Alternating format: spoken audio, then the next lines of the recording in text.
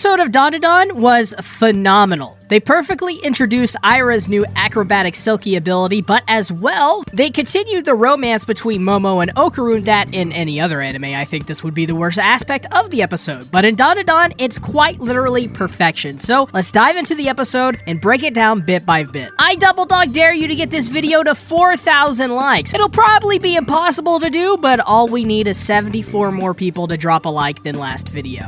So episode 8 picks up with one of my favorite moments with any Dandadan arc, honestly, the end of arc feasts. Aira and Momo aren't exactly on good terms and they don't agree with each other at all, but Momo realizes that she probably shouldn't have bonked her on the head with the wash basin, and Aira shouldn't hold a grudge either. However, Aira still is under the impression that Momo and Okarun are demons because of what they were able to do in that fight. And by the way, I love how Aira called out Seiko for being way too hot and young.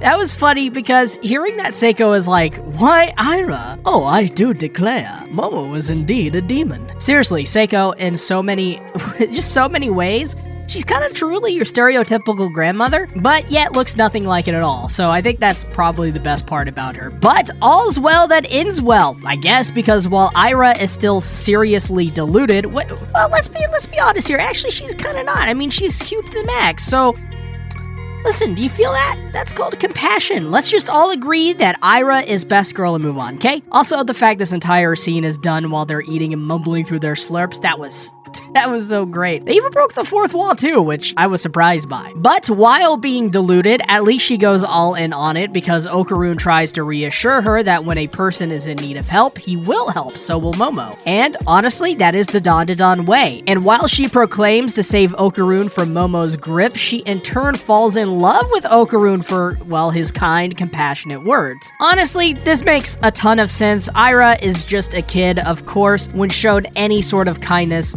obviously Aira would fall for this kid. I mean, who wouldn't? He's also totes adorbs and cute too. But all's well that ends well is what I keep telling you. Okarun gets his ball back after a nice game of baseball with Seiko and Turbo Granny. Turns out, if you lose your nut after a spiritual battle with an old granny with good working hips, a giant crab, and the train scene from Spider-Man 2, then all you have to do is simply have one of those nuts fall on the head of a delusional pink-haired girl with severe mommy issues, is deluded and stubborn, drop a wash basin on your head, have your girlfriend start a rivalry with her, then have said girlfriend be jumped by her friends in an abandoned warehouse, leading to a fight between the three until a spirit shows up, claiming to be the mother of the deluded girl, fight it, have the pink-haired girl die that has the nut, take the nut from her dead corpse, then the deluded spirit mommy sacrifice her own life, which then reveals a tragic backstory.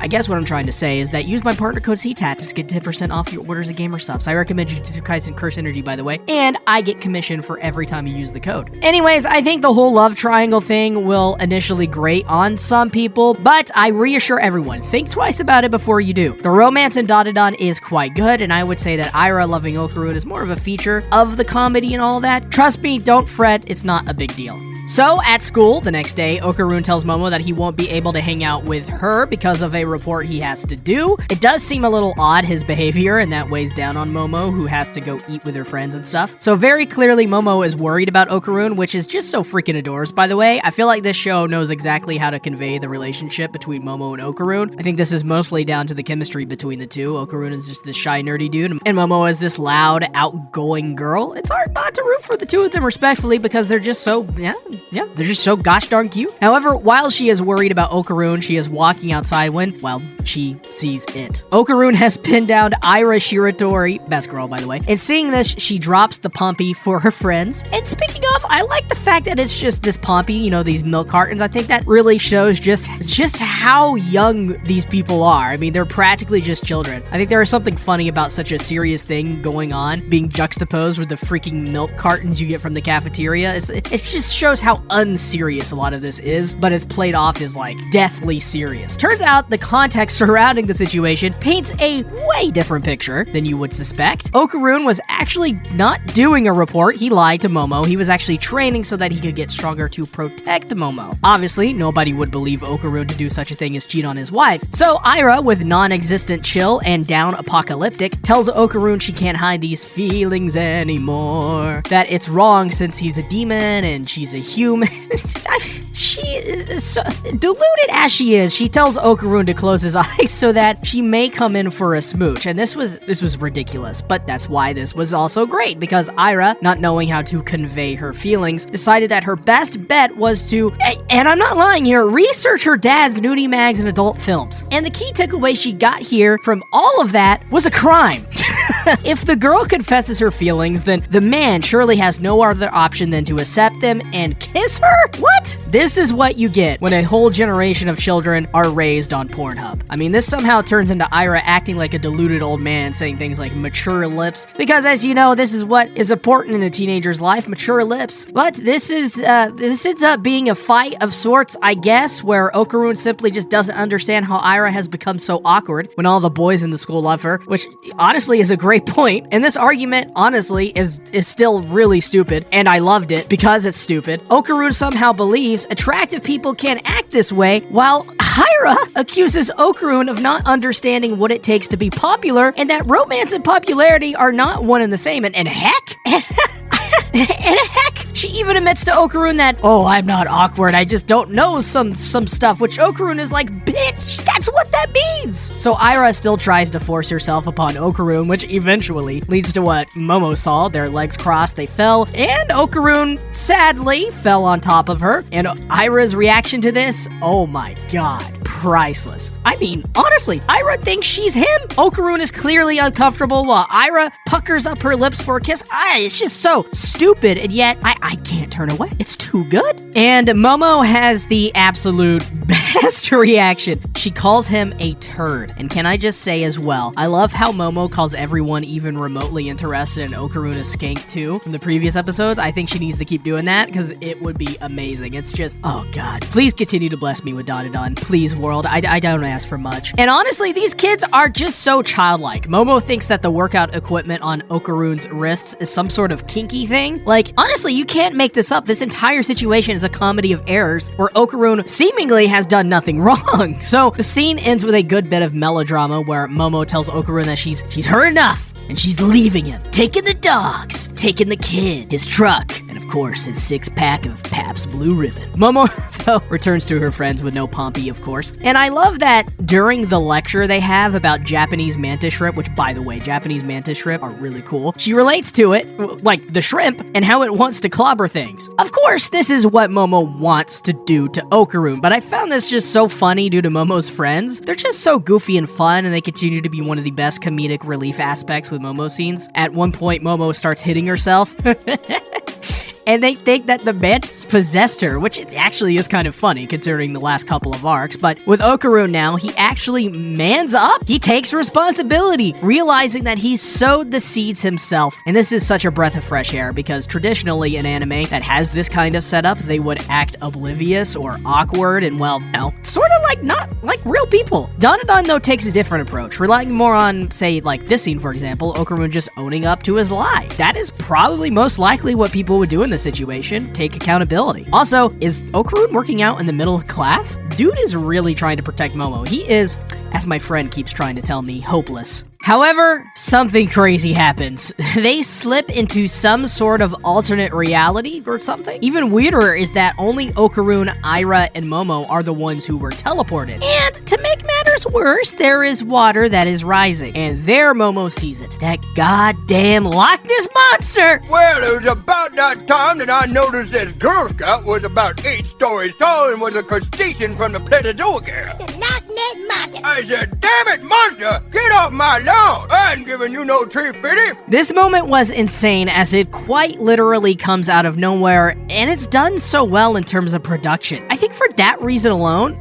can we do it? Yeah, this is a Wincy and Swaru moment for sure. Nessie quite literally destroys everything with a gigantic beam of water energy from its mouth, destroying multiple classrooms. Seriously, when I first read this in the manga, I thought, this was pretty cool. This was a pretty awesome moment, but I didn't quite expect Wincy and Swaru to go this far in terms of animating it. Hell, even the CGI looked really good too. Ira, though, she is in disbelief and even thinks this is Momo and Okarun tried to fuck on her or something. But Okarun explains explains to her that not only do aliens exist, but that they had to defeat the alien to get out of this strange world. Talk about a Blink-182 reference, right? And speaking of a strange world, this guy right here shows up and begins to quote, "And I'm sorry, I am really, really sick, as you can tell. Chiquitita? Chiquitita?" Honestly, I've never known how to pronounce this song, but it's a song by ABBA for some godforsaken reason. An ABBA song is being referenced here. I mean, I'm an ABBA fan too, not the biggest one. They're fantastic pop music, but this was kind of crazy that they referenced ABBA. And honestly, I couldn't help but chuckle at it. Also, this guy, holy crap, he looks so cool. He's like a kappa that boxes or wrestles with tights and a tie. I actually think this is one of my, honestly, favorite Dark Horse designs in all of Dandadan in general. And I've read 170 something chapters. I'm caught up to the manga. So the ABBA alien punches Okarun and Aira, so Okarun goes into hot guy mode and saves Aira. I don't have to be a rocket scientist to know that Aira is probably the equivalent of a waterfall after that, and honestly, yeah, that's sort of what happens. Okarun tells her to go away in that cool hot guy voice, which makes Aira all sorts of something, most notably confused that she is supposed to be kissed first and then called Aira-chan by him, not the other way around. Seriously, you guys, this episode of Dandadan has been 90% stupid people doing stupid shit, and I love it. Mamma mia, here I go again. With the power of Christian pop music, ABBA alien quite literally destroys Okarun in his hot guy form and is surrounded by Serpoians? Seeing this, Aira decides to fight fire with fire and break out her cross, which doesn't work as it's, I don't think Christianity cancels each other out. I wish it did, but it doesn't. But this doesn't work as she is sent flying backwards. Turns out that the reason they're in the void of sorts is because it is an alien creation and an apparatus, as they describe it. What's kind of crazier is that the apparatus only allows those with high spirit energy to enter, and this is interesting. So how in the world do aliens now have spirit tech? If aliens can both control alien tech and now spirit tech, then that must mean one of these two things. One, or well, probably more than two things, but one, spirituality is not linked to just humans. Maybe any living thing can have it. Two, they've learned to harness spirit energy from somewhere. Remember, Seiko said that there were others like her, so could they be working with another hot granny? I mean, who knows? And because Okarun is endowed with a good set of banana organs, much to, Seiko's dismay, who said that he had like pathetic looking junk. Weird scene. The Serpo have come for them once more. However, this time it seems they want the technology and science that has allowed Okarun to harness the power of Turbo Granny. So, like the Lion King, Okarun is lifted into the air, stripped of his clothes, and they get ready to do the snip, snip, snip to his banana organ. And I gotta say, all the ladies out there, you can go today. But in a major twist, Okarun is saved by none other than Miss Aira Shiratori, now with an insane new ability to seemingly use her hair as a weapon, and as well her legs as if she were Blackleg Sanji. Needless to say, but I think a lot of people saw this one coming. Just like how Okarun got his powers from Turbo Granny, it would only make sense if Aira were able to get her powers from Acrobatic Silky as well. And how we know this is because she can control her hair like Silky and as well has her agility. Also, holy crap, I love the voice of Aira in her Silky form too. It's very reminiscent of the original voice, but also combined with, obviously, Ayane Sakura's. I love it. One of the best aspects of Dandadan is that,